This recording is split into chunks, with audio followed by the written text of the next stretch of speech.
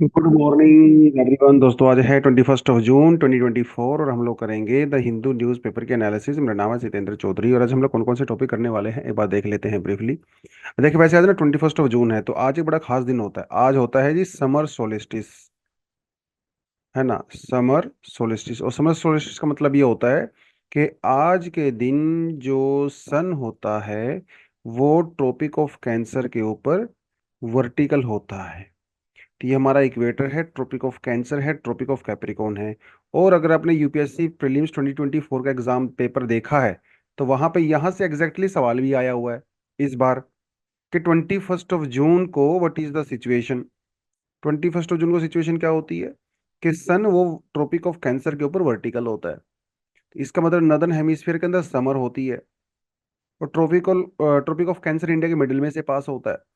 तो एक तो नदर्न हेमिस्फीयर में होती है विंटर, समर। समर का मतलब ये होता है कि जो डेज होते हैं वो लंबे होते हैं, जो नाइट्स होती हैं वो छोटी होती हैं। और जो अपना आर्कटिक सर्कल है, क्योंकि सन नदर्न हेमिस्फीयर में है तो आर्कटिक सर्कल में 6 महीने का दिन होता है। तो वहां पे बेसिकली दिन हो या रात हो कुछ होता ही नहीं है, हमेशा लाइट रहती है। तो जैसे आप यहाँ पे देखें, ये जून का महीना यहाँ पे होता है वो, जून में सन यहाँ होता है। सितंबर में और मार्च में सन वो इक्वेटर पे होता है। तो मार्च के बाद अप्रैल मई जून, और जून के बाद जुलाई अगस्त सितंबर, इन 6 महीने तक सन जो है वो नदर्न हेमिस्फीयर में रहता है। तो जब सन 6 महीने नदर्न हेमिस्फीयर में रहता है उस समय हमारे आर्कटिक सर्कल पे कुछ ना कुछ लाइट रहती है। तो इसलिए कहते हैं ना कि 6 महीने का दिन होता है, 6 महीने की रात होती है। तो 6 महीने तक यहाँ पे हमेशा सम सॉर्ट ऑफ सनलाइट रहती है हमारे आर्कटिक सर्कल पे। और यही सवाल इस बार यूपीएससी में पूछा भी गया था। तो 21 जून है, बड़ी खास दिन है आज। सबसे बड़ा दिन होने वाला है समर नदर्न हेमिस्फीयर के अंदर। और जो लोग जो ट्रॉपिक ऑफ कैंसर पे हैं वहाँ पे दोपहर को 12 बजे सन ओवरहेड होगा, बिल्कुल सर के ऊपर चमकेगा। इसका मतलब वहाँ पे जीरो शेडो होगा, कोई भी शेडो नहीं बनेगी, because sun is directly going to be overhead. ठीक है, चलो अब बढ़ते हैं आज के टॉपिक्स पे जो हम लोग करने वाले हैं। तो आज हम लोग करेंगे Pobitora wild life sanctuary. Prelims oriented topic है, थोड़ा सा फैक्चुअल सा है तो ज़्यादा डिटेल में नहीं जाऊंगा ऑब्वियसली। इसके रिगार्डिंग हम थोड़ा सा वन ऑन राइनो के बारे में बात कर सकते हैं। प्रोटम स्पीकर, ये मैंने आपको परसों भी बताया था प्रोटम स्पीकर के बारे में थोड़ी सी इन्फॉर्मेशन, लेकिन एक प्रोटम स्पीकर को हमारे यहाँ पे अपॉइंट कर दिया गया है तो इसलिए थोड़ा हम इसके बारे में बात कर सकते हैं। प्रोटम स्पीकर कौन होते हैं, कैसे वो इलेक्ट किए जाते हैं, क्या उनकी पावर्स होती हैं, फंक्शंस होते हैं, वो हम लोग बात करेंगे पॉलिटी वाले सेक्शन से। प्रीलिम्स ओरिएंटेड टॉपिक है ये, तो ये भी फैक्चुअल सही है। उसके अलावा रिजर्वेशन के बारे में बात करेंगे। बिहार में जब कास्ट सेंसस किया गया था तो उसके बेसिस पे बिहार में 75% रिजर्वेशन दिया गया था, और पटना हाई कोर्ट ने इस रिजर्वेशन को कर दिया है कैंसल। ठीक है जी, तो उसके बारे में बात करेंगे रिगार्डिंग रिजर्वेशन। उसके अलावा एक नया एम्फीबियन डिस्कवर किया गया है आसाम के अंदर, उसके बारे में बात करेंगे। और आपको हमेशा अच्छे से पता है और इस बार भी वही ट्रेंड फॉलो हुआ है, यूपीएससी ऐसे स्पीसीज के बारे में पूछता है जो किसी न किसी वजह से न्यूज में रहते हैं, और ये इस समय न्यूज में है तो अगले साल प्रीलिम्स के लिए एक इंपॉर्टेंट पॉइंट हो सकता है। सिकल सेल डिसीज पहले कई बार हम लोग बात कर चुके हैं और फिर से बात करेंगे थोड़ा सा। सिकल सेल डिसीज क्या होता है, आज के साइंस वाले सेक्शन से इसको हम लोग कर सकते हैं। मिथेनॉल पॉइजनिंग के बारे में बात करेंगे। तमिलनाडु में कई लोगों की डेथ हो चुकी है देसी खराब मिलावटी शराब पीने से, जिसे मिथेनॉल पॉइजनिंग आप कह सकते हो, तो इस कॉन्टेक्स्ट में बात करेंगे। उसके अलावा जो आज का एडिटोरियल है वो है यूएस सऊदी डील के बारे में। यूएस सऊदी डील के बारे में बात करेंगे, इनके बीच में क्या रिलेशन चल रहे हैं आजकल। थोड़े अप एंड डाउन चल ही रहे थे बेसिकली, तो अभी क्या है ना, अमेरिका और सऊदी अरेबिया एक डील करने वाले हैं आपस में, उसके बारे में बात करेंगे। ठीक है, चलिए। तो थोड़ा सा प्रीलिम्स ओरिएंटेड टॉपिक देख लेते हैं पहले। वो इन द पार्क, तो आप ये देख सकते हो वन ऑन राइनो है, और ये आपका बन जाता है पवित्रा वाइल्ड लाइफ सेंचुरी, क्योंकि मॉनसून जो है फाइनली आ चुका है। तो थोड़ा सा जो हीट वेव चल रही थी वहाँ पे, उससे थोड़ी सी रिलीफ मिला है वहाँ पे, वाइल्ड लाइफ को खुश हैं बेसिकली। और अभी क्या है, क्योंकि मानसून चल गया है तो भयंकर वहाँ पे घास घास हो जाएगी। और ये सब ना अरबी हैं, घास खाते हैं, तो इनकी पॉपुलेशन वहाँ पे अच्छी खासी हो जाती है। लेकिन उन्हीं दिनों मानसून के टाइम पे हर साल लगभग लगभग होता है, फ्लड भी बहुत आती हैं असम में, पवित्रा हो, काजीरंगा हो, मानस हो। तो इस बार देखते हैं क्या रहेगा सीन। लेकिन पवित्रा वाइल्ड लाइफ सेंचुरी के बारे में थोड़ा सा आपको पता होना चाहिए। जो ब्रह्मपुत्रा का फ्लड प्लेन है उसके अंदर सिचुएटेड है, तो ऑब्वियसली बात है हाई फ्लड प्लेन के अंदर में फ्लड तो आएगा ही। और ये पवित्रा जो वाइल्ड लाइफ सेंचुरी है, वन ऑन राइनोज के लिए बहुत ज़्यादा फेमस है। पवित्रा वाइल्ड लाइफ सेंचुरी, जब इंडिया ने इंडिया राइनो मिशन 2022 लॉन्च किया था, 2020 लॉन्च किया था, वो हम लोगों ने बेसिकली यहीं से लॉन्च किया था। और यहाँ पे दुनिया की हाईएस्ट डेंसिटी मानी मानी जाती है राइनोज की। ठीक है। कौन, टोटल नंबर नहीं कह रहा हूँ, डेंसिटी कह रहा हूँ। पवित्रा के एरिया के पर्सपेक्टिव से यहाँ पे राइनोज की डेंसिटी सबसे ज़्यादा है। और 5 राइनो की रेंज मानी जाती है, जिसमें इंडिया, भूटान, नेपाल, इंडोनेशिया और मलेशिया है, जिनमें से सबसे ज़्यादा जो पॉपुलेशन है वो इंडिया में ही इनकी पाई जाती है। वन ऑन राइनोज, जिसे हम लोग इंडियन राइनो भी कहते हैं, राइनो का लार्जेस्ट स्पीसी माना जाता है। आप यहाँ पे देख सकते हो। वैसे तो ये अकेला रहना पसंद करता है, लेकिन जब ये ग्रेजिंग करते हैं या फिर मेटिंग करने के जब सीजन होता है, तो ये ग्रुप्स में भी आ सकते हैं। आईयूसीएन की लिस्ट में वल्नरेबल कैटेगरी में रखा हुआ है, और जो साइट्स है उसके अपेंडिक्स 1 के अंदर में है, फ्रॉम 1975। हिस्ट्री से भी रिलेशन है वन ऑन राइनोज का।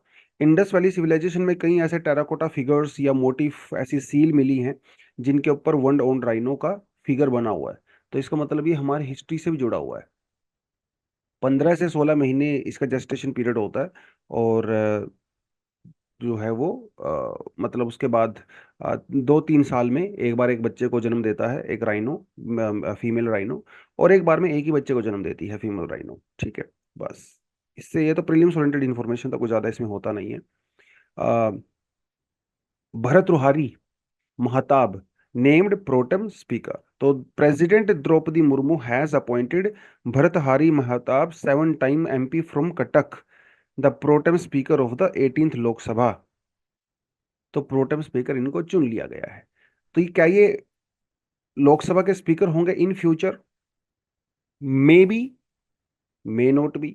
क्योंकि प्रोटेम स्पीकर को आप प्रॉपर स्पीकर अपॉइंट करोगे, ऐसी कोई गारंटी नहीं होती है। तो फिर प्रोटेम स्पीकर क्या होते हैं? देखिए, आपको अच्छे से पता है, जो हमारे स्पीकर होते हैं वो एक पॉलिटिकल पार्टी से बिलोंग करते हैं, तो एक मेंबर ऑफ पार्लियामेंट होते हैं वो।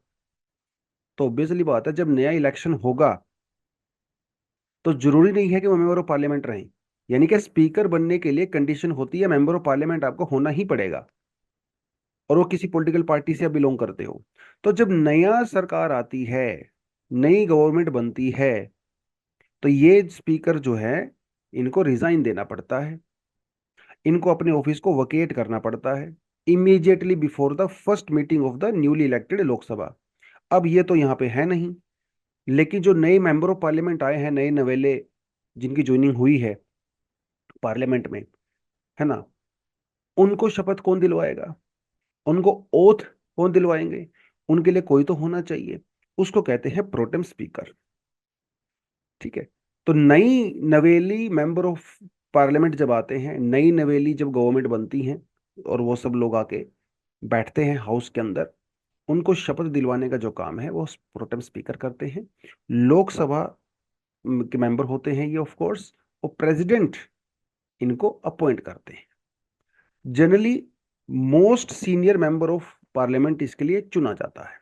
ये एक प्रैक्टिस है, कोई कॉन्स्टिट्यूशन के अंदर लिखा हुआ नहीं है, कन्वेंशन है।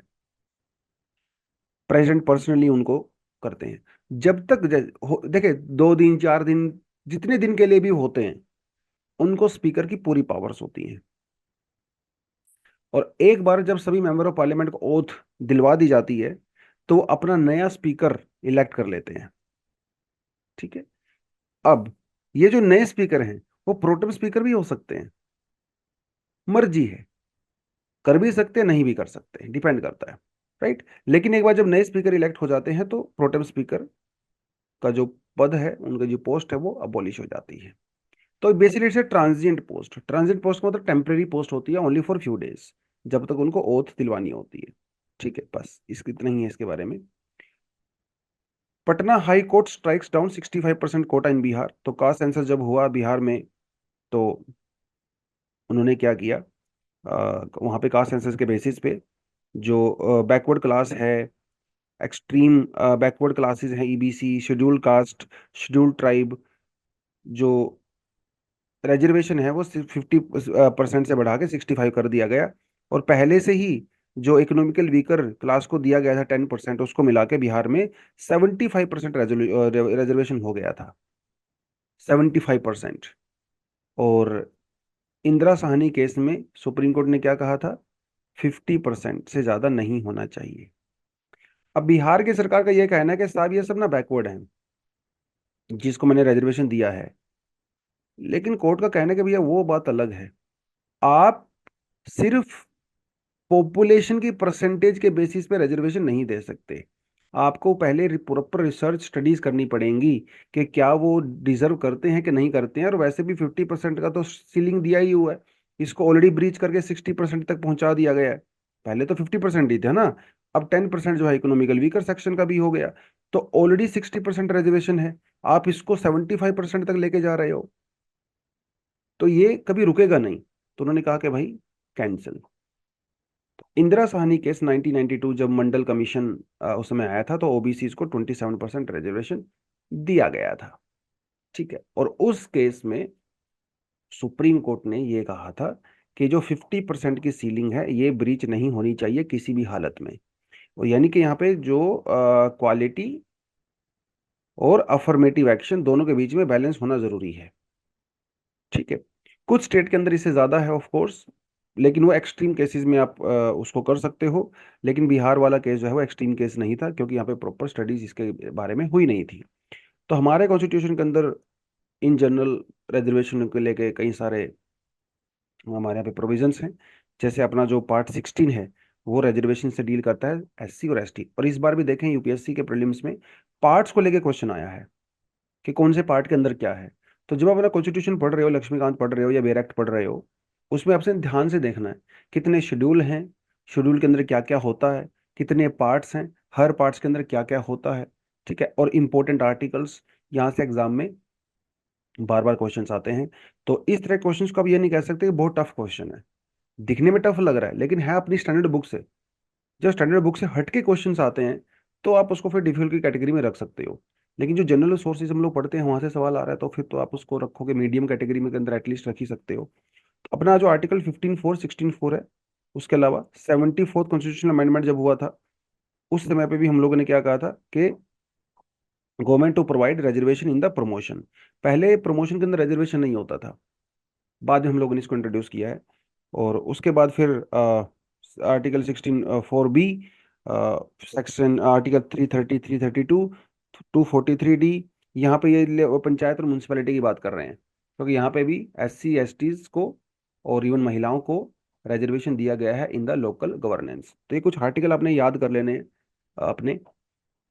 इसके पीछे का जो कॉन्सेप्ट है वो तो नॉर्मल रिजर्वेशन का कॉन्सेप्ट है। रिजर्वेशन क्या होती है, arguments in favour, arguments against of reservation, वो तो पढ़ना ही है आपको।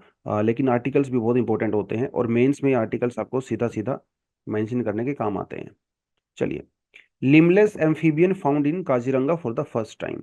ये पिक्चर आप यहाँ पे देख सकते हो। लिम एक एम्फीबियन है, और इसके कोई पैर नहीं है, कोई हाथ नहीं है, लिमलेस है। और इसे कहा जाता है सीसियन। ठीक है, सीसियन है, किसके द्वारा डिस्कवर किया गया है? हर्पिटोलॉजिस्ट। हर्पिटोलॉजिस्ट कौन होते हैं?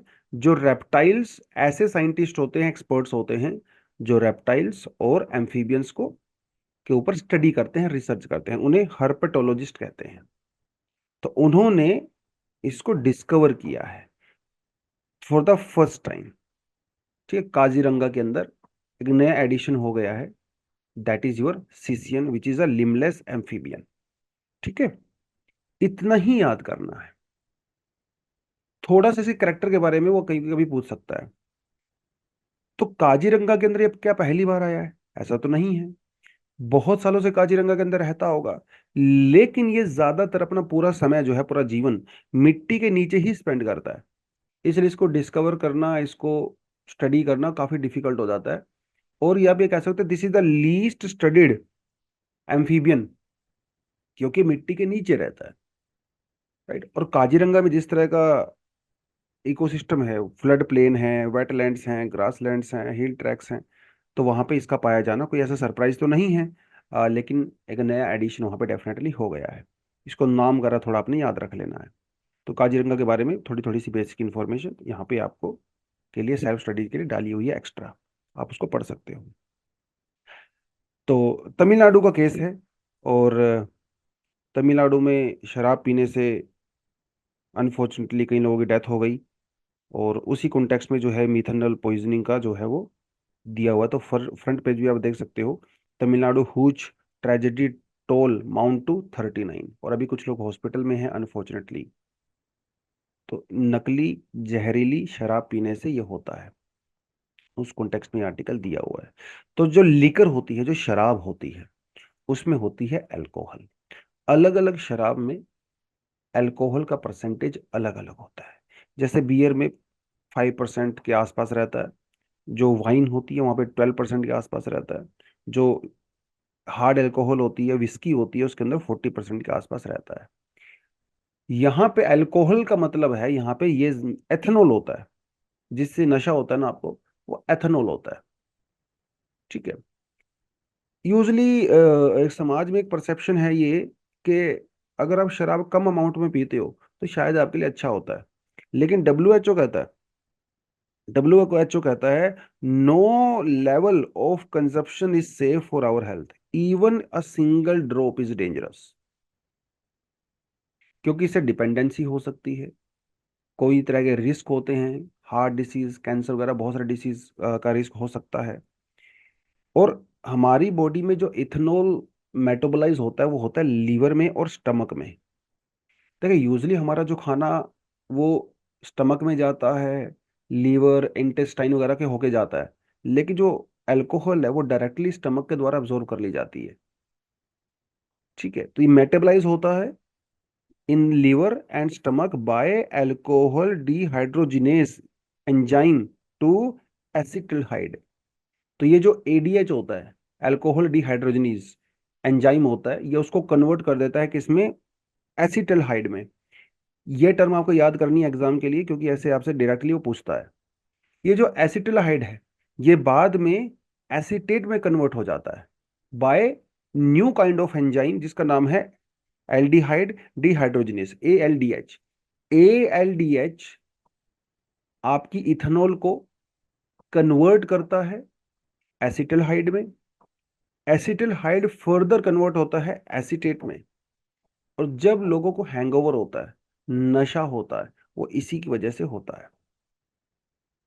अब जो नकली शराब होती है उसमें क्या दिक्कत है, उसमें यह दिक्कत है कि इथेनॉल के साथ साथ वो लोग मेथनॉल को भी इसमें मिक्स कर देते हैं, और यही होती है आपके लिए डेंजरस। यूजली शराब में क्या होता है, जब मेथनॉल और एथेनॉल दोनों मिक्स होते हैं ना, उनको सेपरेट कर दिया जाता है। जो अपनी डिस्टिलरीज होती हैं, देखिए जब बनाई जाती है शराब तो उसमें मेथनॉल होता है, नेचुरल प्रोसेस है, लेकिन मेथनॉल को सेपरेट कर दिया जाता है, क्योंकि मेथनॉल का और इथेनॉल का जो बॉइलिंग पॉइंट है वो अलग अलग होता है। एथेनॉल का बॉइलिंग पॉइंट होता है 78 डिग्री, मेथनॉल का और उसका मिथेनॉल का होता है 64 डिग्री। तो जब गर्म कर दिया जाता है दोनों का सेपरेट कर दिया जाता है, और उसमें सिर्फ एथेनॉल रह जाती है, ये सेफ होती है। लेकिन दिक्कत है, जब नकली शराबें बनाई जाती हैं तो उसमें मेथनॉल ऐड कर दिया जाता है, क्योंकि मेथनॉल के साथ साथ जो एसिड होता है वो ऐड कर दिया जाता है, जिससे शराब सस्ती हो जाती है, लेकिन नशा बहुत ज्यादा हो जाता है, और इसीलिए लोग इसको कंज्यूम भी करते हैं। तो मेथनॉल को अगर देखो तो क्या होता है, मेथनॉल जो मॉलिक्यूल है दैट इज CH3OH। ठीक है।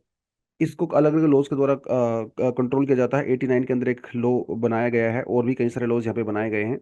और ऐसा नहीं है, इतिहास में भी, और मेथनॉल के कई इंडस्ट्रियल यूज भी होते हैं, बहुत इंडस्ट्री, जैसे आपका जो परफ्यूम इंडस्ट्री होती है उसमें मेथनॉल का यूज किया जाता है, जो एसिटिक एसिड होती है वहां पे किया जाता है। लेकिन जब शराब में मेथनॉल का यूज किया जाता है तो ये बहुत डेंजरस हो जाती है। कैसे, एक बार अगर आपने मेथनॉल वाली शराब पी लिया, उसके बाद क्या होता है, जो एडीएच होता है, enzyme metabolise methanol in the liver to form formaldehyde. Ethanol के केस में क्या बना रहा था वो, एसिटल्डिहाइड। यहां पे क्या बना रहा है, फॉर्मेल्डिहाइड। दोनों केमिकल अलग अलग हैं। और ये जो फॉर्मेल्डिहाइड है ना, ये होता है बड़ा डेंजरस, क्योंकि ये बनाता है आपकी बॉडी में फॉर्मिक एसिड, HCOOH। और अगर आप इसको रिवर्स में पढ़ोगे ना, इसका नाम ही है हूच। हूच मतलब नकली दारू, देसी दारू। वहां पे बनता था एसिटिल्डिहाइड, यहाँ पे बनता है फॉर्मेल्डिहाइड। फॉर्मेल्डिहाइड कन्वर्ट होता है फॉर्मिक एसिड में, और ये फॉर्मिक एसिड होता है आपके लिए बहुत ज्यादा डेंजरस। ठीक है, ये फॉर्मिक एसिड बाद में एक एंजाइम के साथ मिक्स होके साइटोक्रोम बनाता है। और साइटोक्रोम एक बार आपकी बॉडी में बन गया ना, तो फिर आपकी बॉडी में जो ब्लड होता है उसकी ऑक्सीजन कैरिंग कैपेसिटी हो जाती है कम। और फिर कई लोगों की इसमें डेथ भी हो सकती है अगर आपने प्रॉपर उसको ट्रीटमेंट नहीं किया। तो अगर मान लो किसी ने मेथनॉल वाली नकली शराब पी भी ली, हालत खराब हो गई, तो उसमें क्या सॉल्यूशन हो सकता है? सॉल्यूशन एक थोड़ा आपको अजीब नजर आएगा, लेकिन उस केस में आप उस आदमी को एथेनॉल वाली दारू पिलाइए। मतलब ये अजीब सा लगता है, लेकिन जब उस आदमी को मेथनॉल वाली शराब उसने पिया है जो नकली शराब है, डेंजरस है, आप उसको एथेनॉल उसकी बॉडी में डालिए। अब वो वैसे तो फार्मास्यूटिकल ग्रेड एथेनॉल होता है वो, तो जब एथेनॉल बॉडी में जाता है तो वो मेथनॉल के साथ compete करता है और एडीएचडी एंजाइम्स को जो है कैप्चर कर लेता है। ये एडीएचडी एंजाइम्स मेथनॉल को फॉर्मिक एसिड, क्योंकि वहां पे जो एडीएच एंजाइम है ये तो चला गया एथेनॉल के पास, तो वो उसका फिर फॉर्मिक एसिड नहीं बनाएगा, और इसीलिए आदमी की जान बच सकती है। हालांकि एक एंटीडोट भी होता है जिसे जो है फॉर्मापिजोल बोलते हैं। जब बहुत एक्सट्रीम लेवल पे आदमी की तबीयत खराब हो जाती है तो ये सब रहता है। तो ये थोड़ा सा साइंस क्या है, थोड़ा बायो, थोड़ा सा यहाँ पे आपको जो टर्म्स हैं वो थोड़ी सी साइंस की नज़र आ रही होंगी। थोड़ा केमिस्ट्री है, थोड़ी बायोलॉजी है, लेकिन एग्जाम के लिए आपको याद करना पड़ता है। सिंपल सी चीज़ है। जो यूजली हमारा एथेनॉल होता है जो अच्छी शराब में, यानी कि जो सही शराब है उसमें पाया जाता है, वो कन्वर्ट होता है आपका किसके अंदर? आपका एसिटिल्हाइड के अंदर कन्वर्ट होता है। यहाँ पे जो कन्वर्जन होता है वो फॉर्मेल्डिहाइड के अंदर कन्वर्जन हो रहा है, और फॉर्मेल्डिहाइड बनाता है फॉर्मिक एसिड। ठीक है, ये थोड़ा आपको यहाँ पे ध्यान रखना है। और तमिलनाडु में अनफॉर्चुनेटली ऐसा हुआ। थोड़ा आगे बढ़ते हैं। US Saudi agreement from fist bump to embrace. देखिए आर्टिकल क्या है, सऊदी अरेबिया और अमेरिका के बीच में काफी टाइम से कुछ इश्यूज चल रहे हैं, अप्स एंड डाउन्स हैं। देखिए अप एंड डाउन तो वैसे रिलेशंस में होते ही हैं, लेकिन जब आपके रिलेशन में डाउन आता है तो जो आउटसाइड पार्टीज होती हैं वो भी इन्वॉल्व हो जाती हैं। अब जैसे यहाँ पे चाइना है, रशिया है, वो लोग भी एकदम ताक में बैठे हुए हैं। तो जैसे ही थोड़ा सा रिलेशन खराब होते हैं तो वो आ जाते हैं। अभी देखिए 2022 में चाइनीज प्रीमियर जी जिनपिंग ने सऊदी की यात्रा किया, क्योंकि उनके बीच में रिलेशन खराब हो रहे थे यूएस सऊदी के बीच में। तो वो सब इश्यूज हैं। हालांकि अगर आप मेजरली ओवरऑल देखें, सऊदी अमेरिका के ऊपर ऑलमोस्ट पूरी तरह से डिपेंडेंट है फॉर इट्स सिक्योरिटी। बहुत साल पहले 74 के अंदर एक अग्रीमेंट हुआ था यूएस और सऊदी के बीच में, जिसे पेट्रो डॉलर डील भी कहते हैं।